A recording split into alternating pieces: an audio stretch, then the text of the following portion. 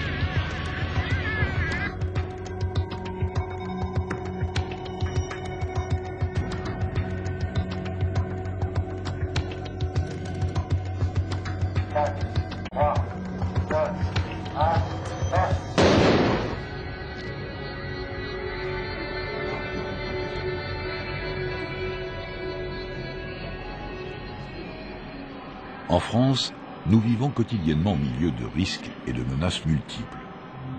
Un recensement minutieux de ces innombrables dangers est à la base de notre système de défense et de sécurité civile, chargé de veiller, d'alerter et de secourir la population 24 heures sur 24.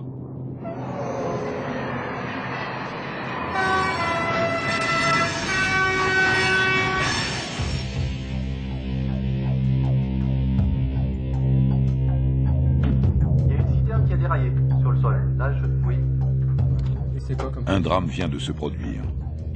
Le témoin qui alerte les secours déclenche une chaîne d'intervention comportant plusieurs niveaux d'importance croissante. Tout événement est d'abord immédiatement traité au niveau local par les moyens adaptés les plus proches. À ce stade, c'est le maire de la commune concernée qui est responsable des secours. 5 wagons touchés, dont un en feu. Il y a de nombreuses victimes dans les wagons.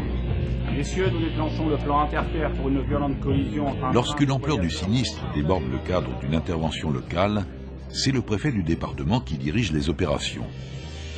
L'activation d'un plan de secours permet alors d'organiser un déploiement massif de moyens humains et matériels. Chaque département doit posséder des plans adaptés aux différents risques recensés sur son territoire. Il en existe au total près de 2500. En cas de catastrophe majeure, le préfet peut obtenir des moyens complémentaires du préfet de zone. Celui-ci mobilise dans les départements voisins les renforts ou les compétences particulières manquant au département sinistré.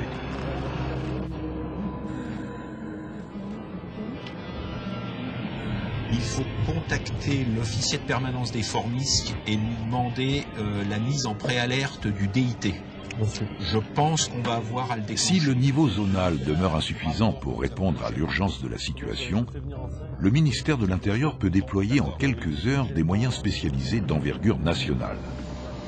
Il peut s'agir comme ici d'unités militaires, mais aussi de sapeurs-pompiers mobilisés partout en France, de démineurs, de moyens aériens ou de sections d'appui logistique. Enfin, la France peut compter sur une solidarité réciproque avec les pays de l'Union européenne. Basé à Bruxelles, le Centre de gestion et d'information relaie les demandes et permet ainsi de mobiliser des moyens exceptionnels.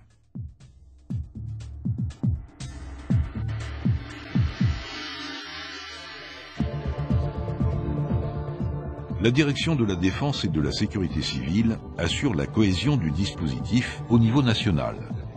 Sous l'égide d'un préfet, haut fonctionnaire de défense, près de 400 agents administratifs et cadres de direction accomplissent un travail primordial d'anticipation, de planification et d'évolution de notre réseau de veille et de secours.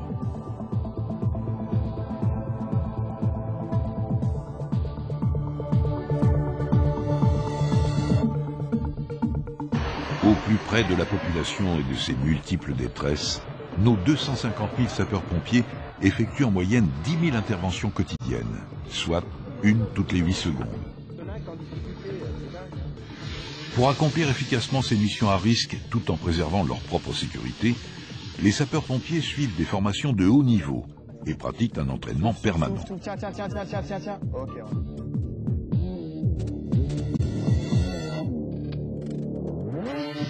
Les unités d'instruction et d'intervention de la sécurité civile constituent une ressource nationale mobilisable à tout moment pour venir appuyer l'action des secours locaux. Répartis sur 3 sites géographiques distincts, leurs domaines de prédilection sont les feux de forêt, la recherche de personnes en décombre, la lutte contre les risques technologiques et les menaces terroristes. Composés de personnel de ces unités militaires et de sapeurs-pompiers, les détachements d'intervention catastrophes aéromobiles constituent de véritables commandos de sauveteurs, capables de rechercher, d'assister et de soigner les victimes de phénomènes dévastateurs. De séismes en cyclone, de conflits armés en guerre civile, ils interviennent depuis plus de 30 ans lors des grandes catastrophes internationales.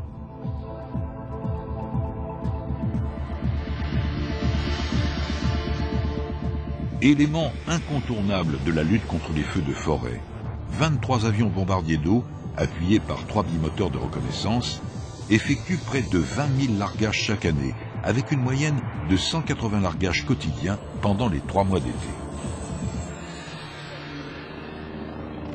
Pour sauver ceux qu'on ne peut atteindre autrement que par les airs, 40 hélicoptères interviennent par tous les temps, de jour comme de nuit.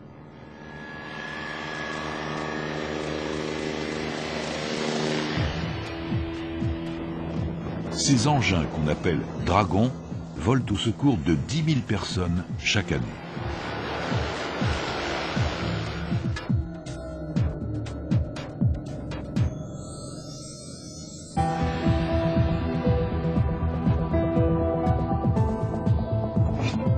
Quel soit l'héritage des dernières guerres ou l'expression de conflits actuels, les bombes sont l'affaire de nos démineurs.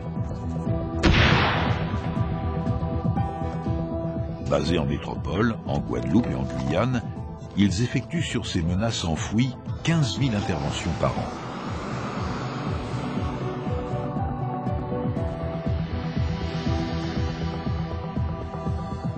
Les établissements de soutien opérationnel et logistique ont la lourde tâche de mettre au point et d'entretenir une réserve nationale de moyens d'assistance et d'intervention pouvant être acheminés partout en France.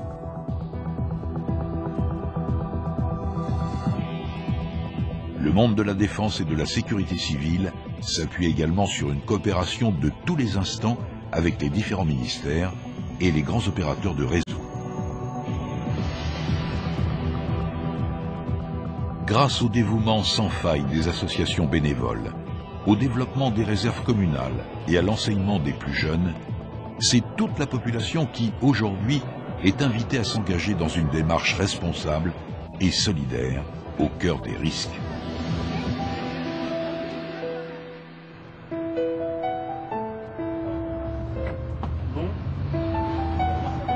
Voilà, gardez les yeux ouverts.